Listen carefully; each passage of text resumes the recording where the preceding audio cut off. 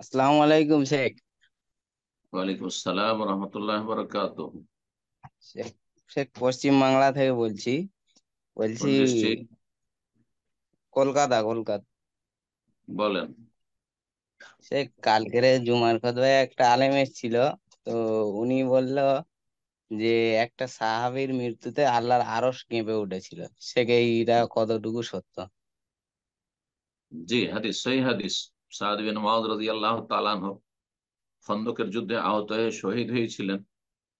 তো বড়ই তিনি বিশিষ্ট সাহাবী ছিলেন। তার মাধ্যমে আল্লাহ রাব্বুল আলামিন বিচার সালিস করিয়ে নিয়েছিলেন। যারা সীমা লঙ্ঘনকারী, চরম অন্যায়কারী, বিশ্বাসঘাতক, গাদ্দার ইহুদি বনু কুরাইজা, তাদের পানিশমেন্টের কারণ তাকে বিচারক হিসাবে তারা মেনে নিয়েছিল।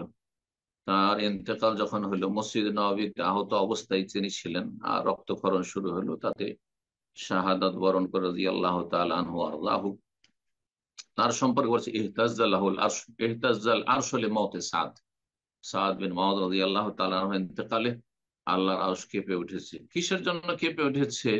আরশ কাঁপা মানে ভীত হওয়া নয়, অনেক সময় খুশিতে, খুশিতে অনেকে নাচে না, লাফায় না, আনন্দে লাফায়।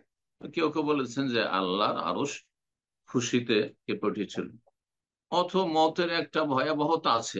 আহ, ভয়ভীতি ভয়ঙ্কর জিনিস, মরণ শব্দটি খুব ভয়ঙ্কর। তো আল্লাহ রাব্বুল আলামিনের সৃষ্টি হচ্ছে আরশ। এত বড় সাহাবী, এত সম্মানিত সাহাবী আর এন্তেকাল হচ্ছে, সেজন্য আল্লাহর আরশ কেঁপে উঠেছে। মায়ায়, ভালোবাসায় হইতে পারে। মমিন বান্দাকে সবকিছু ভালোবাসে। ওমা বাকাত আলাইহিমুস সামা ওয়াল আরদু, সূরা দোখানে আল্লাহ বলছেন যে কাফের পাপিষ্ঠদের জন্য না আসমান কান্না করে, না জমিন কান্না করে, মানে কোন সৃষ্টি কান্না করে না। হ্যাঁ, একমাত্র তার নিকট আত্মীয়, তারা অসৎ অসৎ যে হোক না কেন, মৃত ব্যক্তি, তার জন্য কান্না করে। কিন্তু আসমান জমিন কান্না করে না। যে জায়গাগুলোতে বসবাস করতো, বাড়ি ঘরে, সেসব কান্না করে না। কিন্তু মুমিন ব্যক্তি দুনিয়াতে চলে সবকিছু কান্না করে। এই আয়াত প্রমাণ করে। তো কোরআন দ্বারা বিষয়টি প্রমাণিত, তো এটা হইতে পারে। জি, আল্লাহু আলাম।